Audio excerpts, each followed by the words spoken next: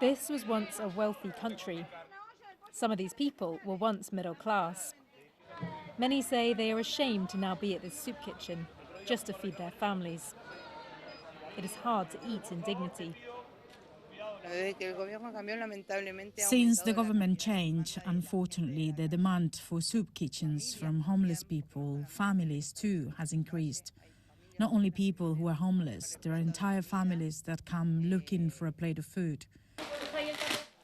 This place offers some a lifeline, but food supplies and salaries of staff here have recently been cut by the government.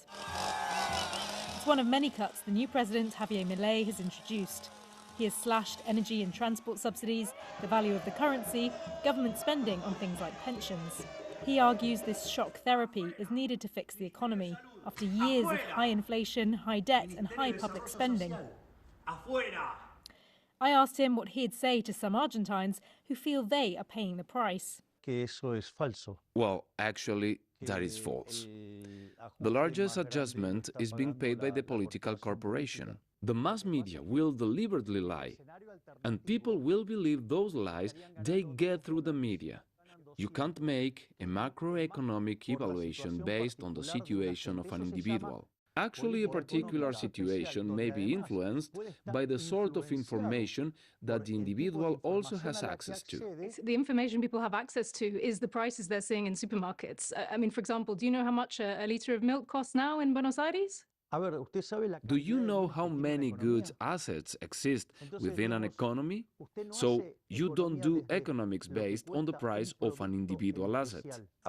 The first thing is that in economics, miracles don't exist. What would have been the alternative?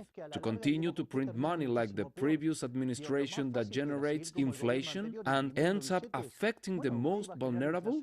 That was not the way to go. His fans want to give him time. Some feel they can't afford to. Julia sings here because her $190 a month pension is not enough to live on. It is us who is suffering, not the political class, as the president says. He says the political class is going to pay. It's a lie. We are suffering. The common people, the retirees, the people who work every day, who pay their travel fares, who buy their food. Ione Wells, BBC News in Buenos Aires.